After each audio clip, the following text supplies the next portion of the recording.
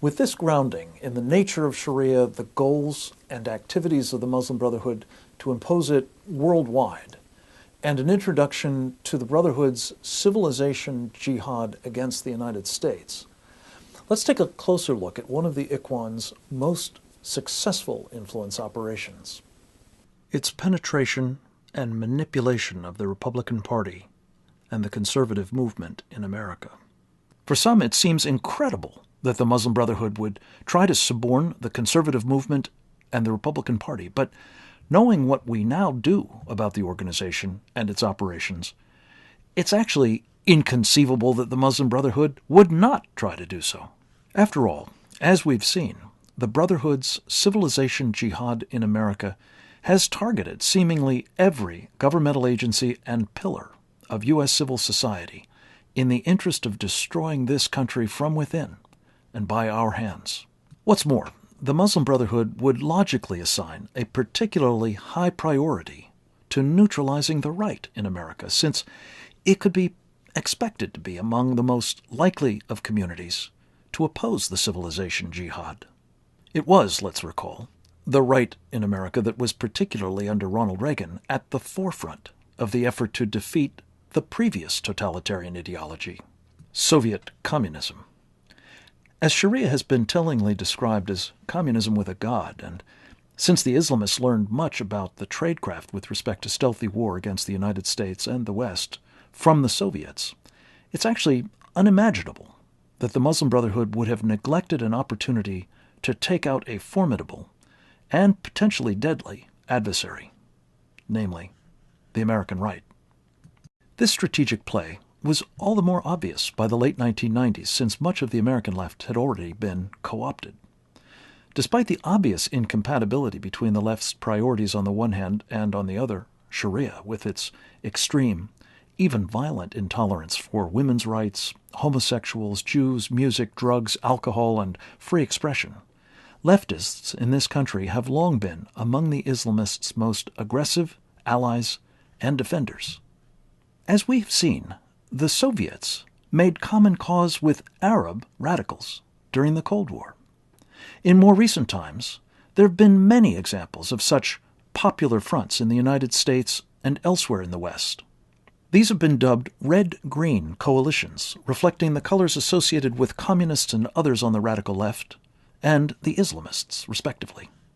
Arguably, no one has understood these ties better and done more to document them than a former radical leftist, David Horowitz. After he broke with his fellow communists and became a brilliant and courageous conservative leader, Horowitz published a best-selling treatment of the red-green axis entitled Unholy Alliance: Radical Islam and the American Left. His David Horowitz Freedom Center has also sponsored a valuable resource for tracking and defeating the myriad leftist and Islamist operatives and groups, and their arrangements for making common cause against America. He calls it discoverthenetworks.org. To cite just one example of a red-green partnership, the National Coalition to Protect Political Freedom was established in 1997 by a top Islamist based in Florida, Professor Sami Al-Arian. Al-Arian named Kit Gage as the coalition's executive director. Gage was the executive vice president of a leading communist front group, the National Lawyers Guild. We'll have much more to say about Al-Arian and his national coalition in a moment, but suffice it to say that David Horowitz's Front Page magazine characterized it as, quote, a lobby for terror, unquote.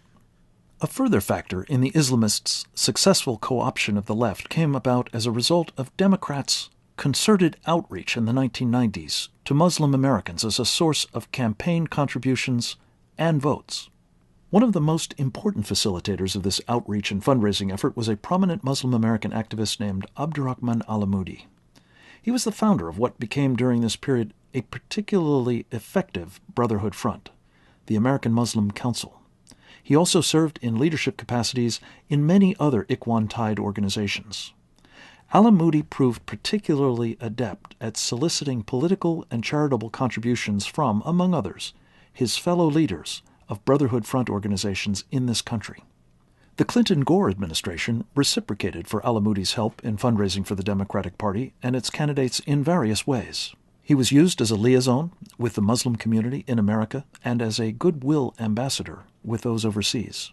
Al-Amoudi also served as an advisor to the administration on the Middle East peace process. Most importantly, the Clinton-Gore team gave Al-Amoudi the responsibility for selecting, training, and credentialing Muslim chaplains for the U.S. military and prison system.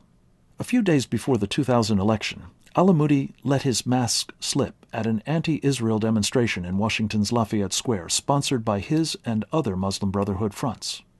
Al-Amoudi shouted, "Hear that, Bill Clinton? We are all supporters of Hamas here. And Hezbollah. Allahu Akbar." This was not the first time Al-Amoudi expressed similar jihadist sentiments, including his desire to see Sharia brought to America. But this one was too public to be ignored, as his previous statements had been by U.S. government officials and others. This outburst blighted somewhat Al-Amoudi's ability to conduct influence operations. But the chaplains he selected, trained, and credentialed have not been removed from their duties or even subjected to careful scrutiny, despite a formal request by then Defense Department Inspector General Joseph Schmitz, who subsequently served as a member of Team B2. That's all the more unbelievable in light of the fact that 3 years later Abdurrahman al-Amoudi was arrested and sent to prison on terrorism-related charges. Al-Amoudi had plotted to kill the then Crown Prince, now King of Saudi Arabia, Abdullah bin Abdulaziz Al Saud. Al-Amoudi got a total of $500,000 to take out Abdullah from Libya's tyrannical Colonel Muammar Gaddafi. Al-Amoudi also acknowledged providing $1 million in funds to the designated terrorist group Al-Qaeda, making him one of Osama bin Laden's top fundraisers in America. The question recurs, what about the loyalties of the chaplains Al-Amoudi selected, trained, and placed in our military and prisons? On November 10, 2004, then Defense Department Inspector General Joseph Schmitz issued an evaluation report on the Pentagon's chaplain program. In it, he raised concerns about the loyalty of chaplains selected, trained, and certified first by an organization run by Abdurrahman al-Amoudi and subsequently and presently by a subsidiary of the largest Muslim Brotherhood front in the United States, the Islamic Society of North America. As late as November 2010, ISNA's Dr. Louis Safi was one of the Defense Department's chaplain-endorsing agents. He was also an unindicted co-conspirator in Sami al-Arian's 2006 trial on terrorism-related charges. Inspector General Schmitz's recommendations for corrective action went unheeded at the time, and despite his urging Congress to investigate the matter further in December 2010, have still yet to be acted upon. Back in 1998, before such revelations made indisputable concerns about al-Amoudi's Islamist sympathies, ties, and activities, the presidential campaign to replace Bill Clinton was getting underway in earnest. Al-Amoudi and his brothers in the Ikhwan had at least two compelling reasons to want to replicate the Muslim Brotherhood's success in penetrating the ranks of the American left and Democratic Party with their conservative and GOP counterparts. First, as we've seen, the success of the Brotherhood's civilization jihad could be threatened if the right were not neutralized.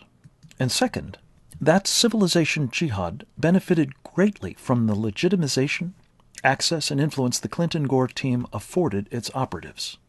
If for no other reason, the Ikhwan would have wanted to ensure its continued ability to place Muslim Brotherhood-approved chaplains in two of the most lucrative populations for jihadist recruitment, the U.S. military and felons. If the Brotherhood played its cards right, it could retain that responsibility, even if the Republicans defeated the Democratic nominee, Vice President Al Gore. As it happened, the Muslim Brotherhood's interest in penetrating the right coincided with an interest within certain Republican circles to engage in outreach to the Muslim American community. Three prominent GOP and conservative operatives reportedly saw, for various reasons, a need to establish close ties with Muslim Americans: lobbyist Jack Abramoff, tax reform advocate Grover Norquist, and political strategist Karl Rove. This was not their first collaboration. The three had been close colleagues since they first served together in the leadership of college Republicans. According to an account provided by Abramoff, one reason for such an outreach was that Muslim Americans appeared to be a promising new constituency for the Republican Party, and its leading candidate for the GOP nomination, then Texas Governor George W. Bush, for whom Karl Rove worked as chief campaign strategist. This constituency was seen as potentially capable of being for the Republicans what Jews have long been for the Democratic Party, a well-heeled, generous, and reliable voting bloc. Other considerations also evidently made an effort to include Muslims in the conservative Republican coalition appear attractive to at least two of these GOP operatives. As we shall see, among such considerations apparently were business opportunities for Jack Abramoff and revenue streams for Grover Norquist. In 1998, Alamoudi joined forces with Grover Norquist to found the Islamic Free Market Institute, better known as the Islamic Institute, or II. Checks in the public domain indicate that in 1999, Abdurrahman Alamoudi gave or lent the Islamic Institute at least $20,000 in seed money from his own personal account. It's unclear whether he provided additional funds to the Institute, and if so, how much. These funds alone, however, represented almost 12% of the contributions received by the organization in that year, according to an Institute 990 filing with the IRS. In addition, Alamoudi ensured his control of the Institute as a vehicle for penetrating and running influence operations against the conservative movement by installing his right-hand man, Khalid Safuri, as its first executive director. Safuri was also given the title of President of the Islamic Free Market Institute Foundation. In the 1990s, Safuri, who's originally of Palestinian extraction, worked as Director for Government Affairs and Executive Director of the American Muslim Council, the highly effective Muslim Brotherhood front group and influence operation that Alamoudi personally founded and ran. Safuri also collaborated with Alamoudi in the American Task Force for Bosnia, an organization that sought to aid the Muslim population there after Yugoslavia's violent breakup. At the time, this cause happened to be a top agenda item and recruiting vehicle for international jihadists around the world. In his spare time, Safuri reportedly helped Jewish lobbyist Jack Abramoff secure clients for his lobbying operations, including Mahathir Mohamad, the virulent anti-Semite who was then Prime Minister of Malaysia. The hope, evidently, was that this representational arrangement would translate in short order into Safuri-brokered entree to Qatar and other wealthy Muslim oil states in the Middle East as well. Jack Abramoff was not the only one who sought to benefit financially from the GOP Muslim Outreach Initiative. Apparently, Grover Norquist was also able to cash in on his relationship with Alamoudi together with David Safavian, his then partner in a lobbying firm they founded in 1997, Janus Merit Strategies. According to lobbying registration forms filed by Janus Merit, the company represented Abdurrahman Alamoudi during the 2000-2001 period.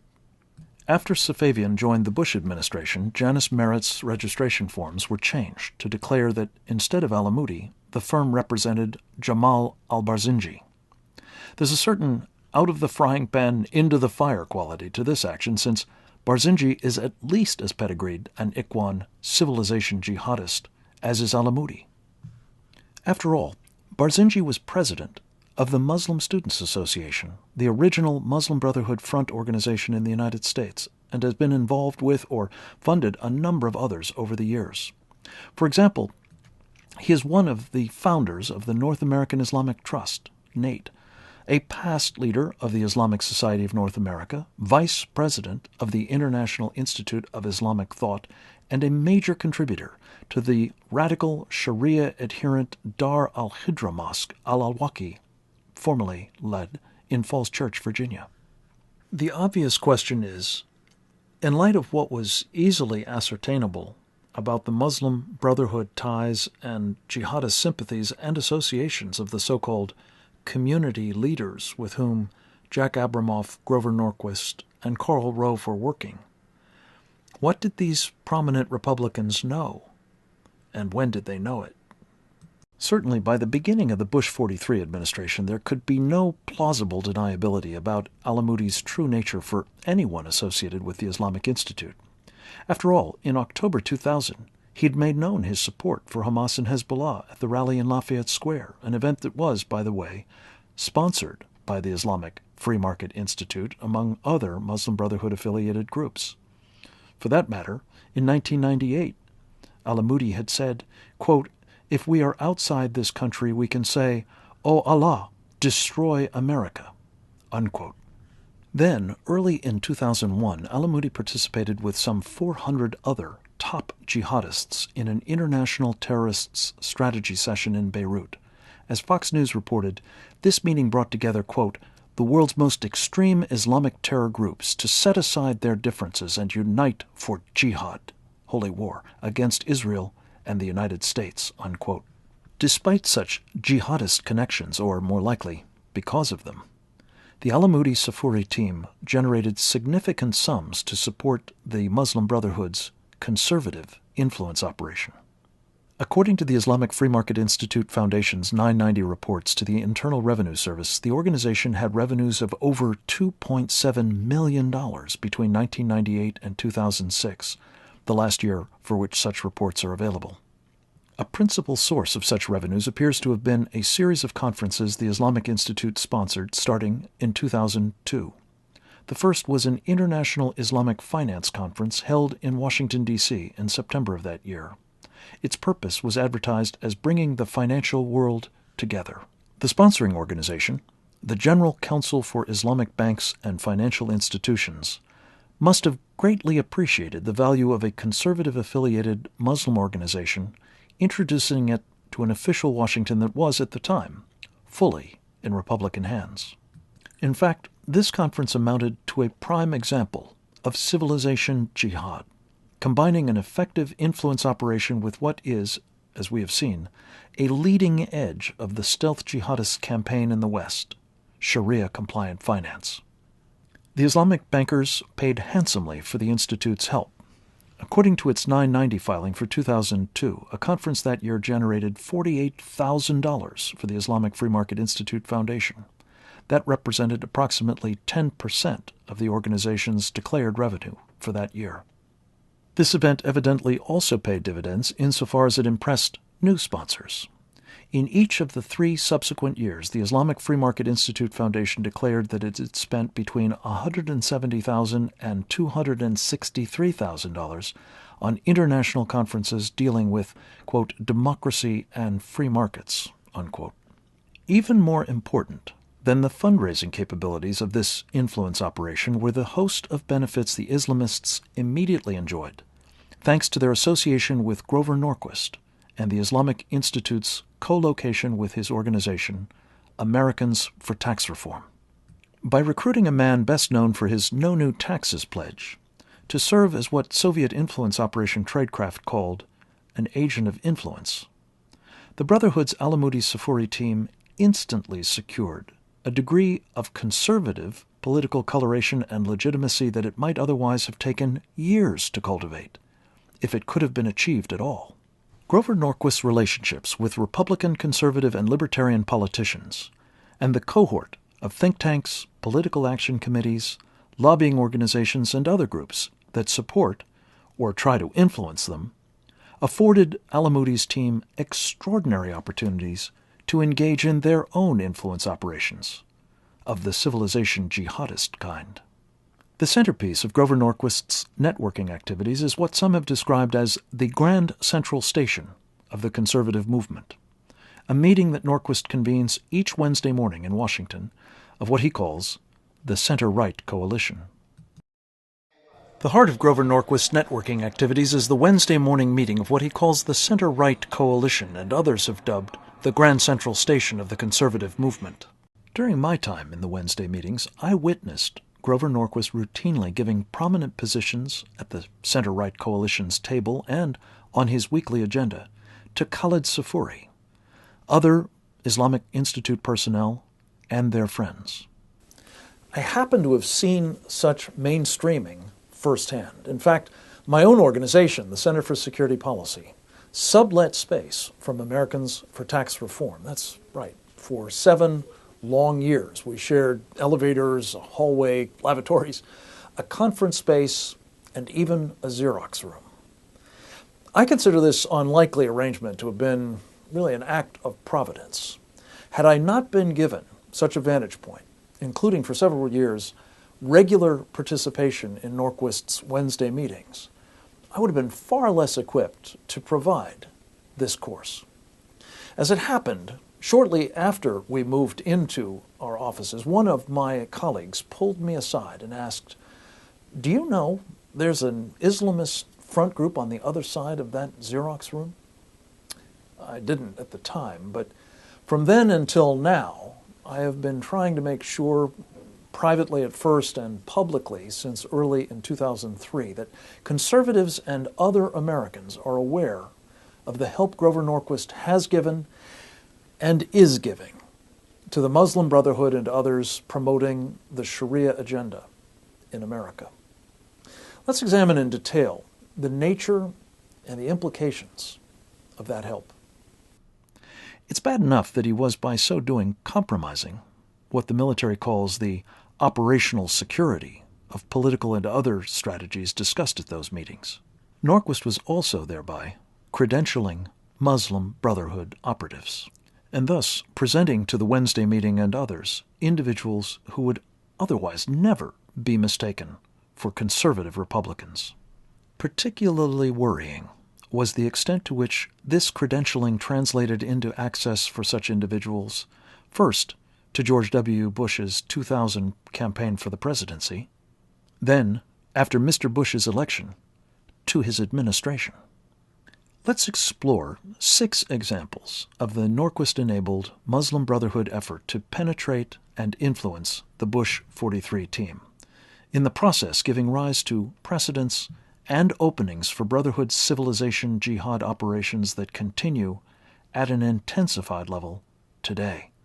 We've already been introduced to Abdurrahman al-Amoudi, the top Muslim brother who, after years of close collaboration with the Clinton-Gore administration and the Democratic Party, set up the Islamic Free Market Institute to gain access for his team to the GOP.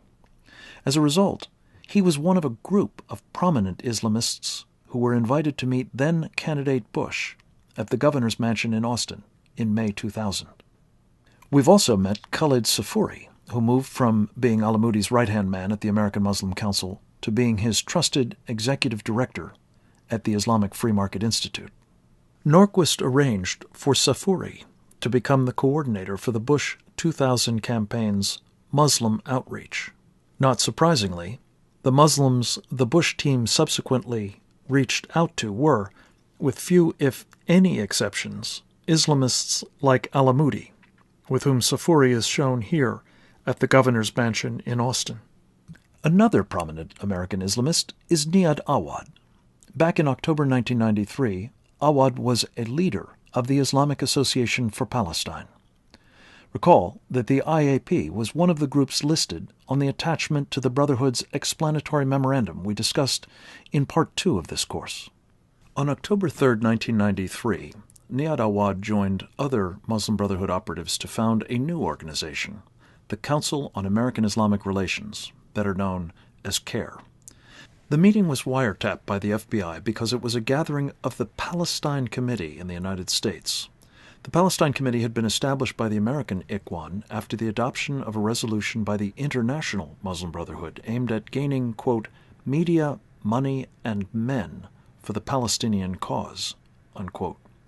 Documents in the government's possession reveal that by Palestinian cause, the Brotherhood meant the Islamic Resistance Movement, or Hamas. Transcripts of this 1993 meeting were introduced into evidence in the Holy Land Foundation trial. Awad continues to serve as CAIR's executive director. Despite Niad Awad's long and known record of involvement with Hamas and other Muslim Brotherhood operations, he was one of the Muslim community leaders the al-Amoudi Norquist Safouri team arranged to have President Bush reach out to after 9/11.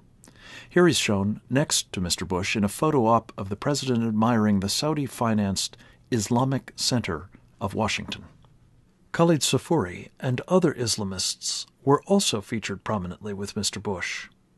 Thanks to Niyad Awad's leadership in the civilization jihad, CARE earned the dubious distinction of being listed by federal prosecutors as an unindicted co-conspirator in the Holy Land Foundation trial.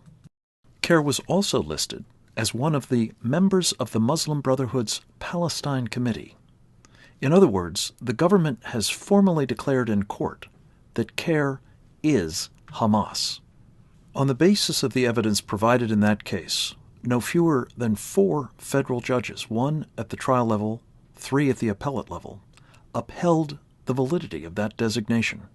When the presiding jurist in the 2008 proceeding, District Judge Jorge Solis, rejected a request by CARE and 2 other unindicted co-conspirators to have that designation expunged, his ruling said, in part, quote, "The government has produced ample evidence to establish the associations of CARE, ISNA, and NATE with the Holy Land Foundation, the Islamic Association of Palestine, and with Hamas," unquote. We've also met Sami Al-Arian. As was discussed earlier in this course, Al-Arian was the Muslim activist who founded the red-green popular front group known as the National Coalition to Protect Political Freedom. It's now been renamed the Defending Dissent Foundation. At the time, Al-Arian's ostensible day job was that of a professor of computer sciences at the University of South Florida. It turned out that Sami Al-Arian had another job. He used his position at the university as a cover for his role as one of the top figures in the Islamist terrorist group Palestinian Islamic Jihad. PIJ, as it's known, is believed to have been responsible for at least 100 deaths in the Middle East. Is there any question that Sami Al-Arian was deeply involved in Palestinian Islamic Jihad?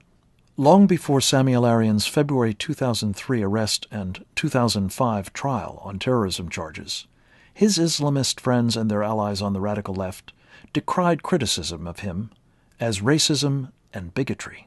Even after Al-Arian pled guilty to 1 count of supporting a terrorist organization, many of them have continued to insist that he's an innocent man, a prisoner of conscience who was falsely accused and wrongly prosecuted for his unpopular views on the Israel-Palestinian conflict.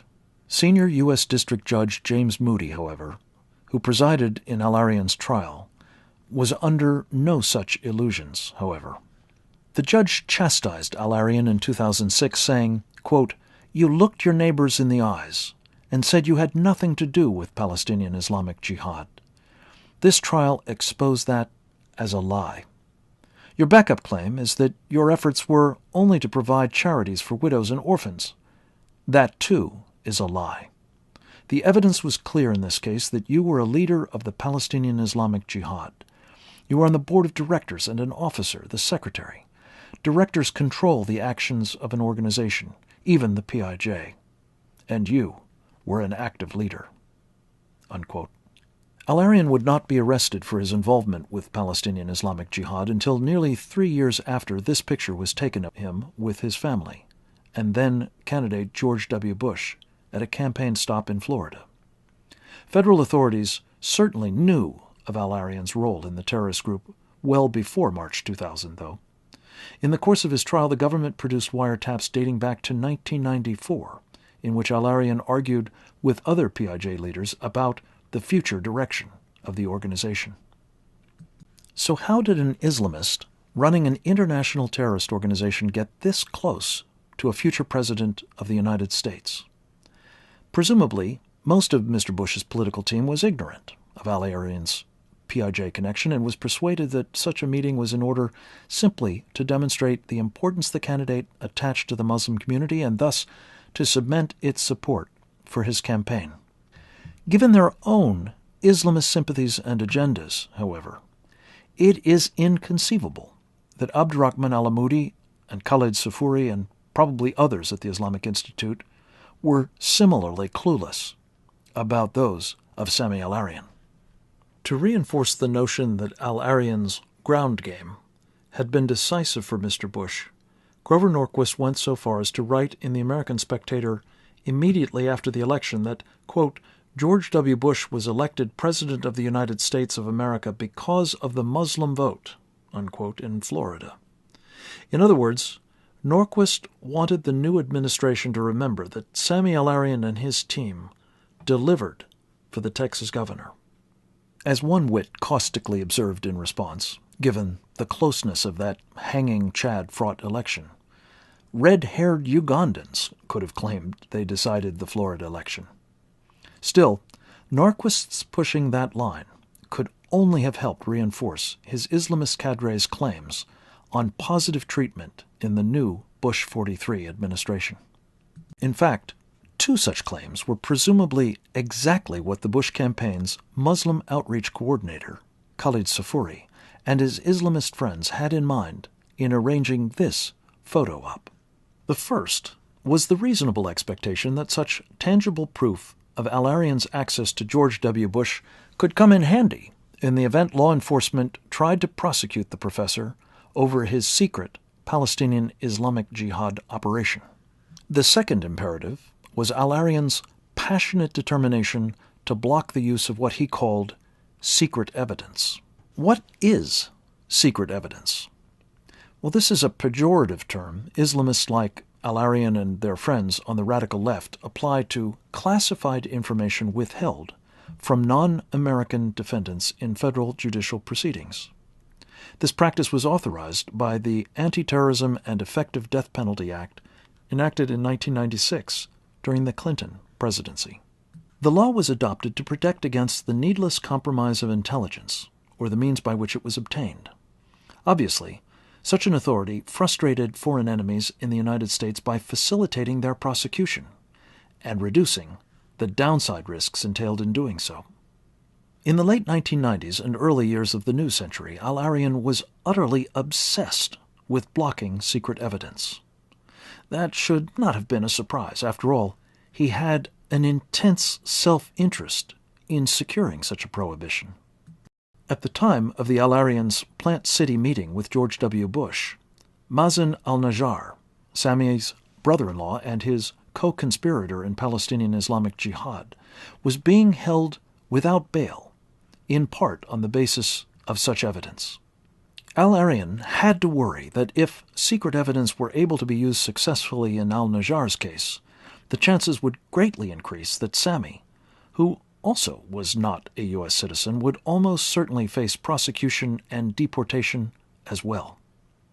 July 2001 brought a revealing insight into Grover Norquist's value to Sammy Al-Arian and his team in connection with their campaign against secret evidence. The occasion was an event hosted by the National Coalition to Protect Political Freedom, the Red-Green Popular Front Al-Arian established primarily to lobby against secret evidence, or, as David Horowitz's Front Page magazine would say, to lobby for terror. Norquist received an award for being, quote, a champion of the abolishment movement against secret evidence. When subsequently challenged on the company he was keeping and this award, Norquist insisted that he was proud of the recognition. Yet another preeminent figure in the Muslim Brotherhood's American operations is Muzamil Siddiqui. For 3 years, Siddiqui served as president of the largest Muslim Brotherhood front, the Islamic Society of North America. He's also chaired the North American Islamic Trust, a Saudi underwritten vehicle for financing the mortgages of mosques and thereby ensuring Islamist control of their services, schools, events, etc. He is currently the director of the Islamic Society of Orange County and chairman of the Executive Council of the influential Brotherhood jurisprudential front known as the Fiqh Council of North America. In 1996, Siddiqui explicitly announced his commitment to bringing Sharia to all lands, including the United States. Muzamil Siddiqui issued an ominous warning at the same October 2000 anti-Israel demonstration in Lafayette Square that was co-sponsored by Norquist's Islamic Free Market Institute and used by Abdurrahman al-Amoudi as a platform from which to declare his support for Hamas and Hezbollah. Siddiqui announced, quote, America has to learn that if you remain on the side of injustice, the wrath of God will come. Despite Siddiqui's record and associations, Thanks to the Islamic Institute team's access to the White House, he, of all Muslims in America, was chosen to represent Islam in the ecumenical memorial service held at the National Cathedral in Washington on September 14, 2001. Siddiqui was also subsequently given an audience with President Bush at the White House. He used the occasion to present a Quran to Mr. Bush. President Bush responded in a way that demonstrated his unfamiliarity with the totality of the book he had just been given, let alone the larger body of Sharia doctrine. He pronounced that, quote, "The teachings of Islam are the teachings of peace and good," unquote. Unfortunately, as Team B2 established in its report, Sharia the Threat to America, while there certainly are peaceable and tolerant teachings to be found in the Quran, it's really important to understand that the authorities of mainstream Islam consider those passages to have been supplanted by other violent and intolerant jihadist revelations that chronologically came later. This is known as Sharia's principle of abrogation. A pedigreed Sharia authority and Islamist like Muzammil Siddiqui would be under no illusion on this point and could only view President Bush's utterance as evidence of the Muslim Brotherhood's information dominance and the United States' inevitable submission to Sharia. As we noted in Part 2 of this course, such behavior was not an isolated incident during the Bush years, and as we shall see in Part 9, it has gotten infinitely worse under the Obama administration. Suffice it to say for the moment that this is the result of a sophisticated influence operation, one to which President Bush never seems to have realized he was being subjected. And that was thanks, in no small measure, to his being exposed virtually exclusively to Muslims who were waging civilization jihad against him and his country, or were enabling others to do so. How that feat was accomplished brings us to our sixth example of Islamist influence operators during the Bush years, Suhail Khan. He's arguably the most accomplished of the American Muslim Brotherhood's current generation of young leaders by virtue of his success in penetrating and conducting influence operations within not only the conservative movement and Republican Party, but inside the highest reaches of the U.S. government as well. As we shall see, this success and the degree to which Suhail Khan has yet to be held accountable for it is thanks in no small measure to his close 14-year affiliation with Grover Norquist. Suhail Khan's role in and contributions, both past and present, to the civilization jihad in America are sufficiently important to warrant a separate, more detailed case study on this influence operator. That case study is the focus of Part 4.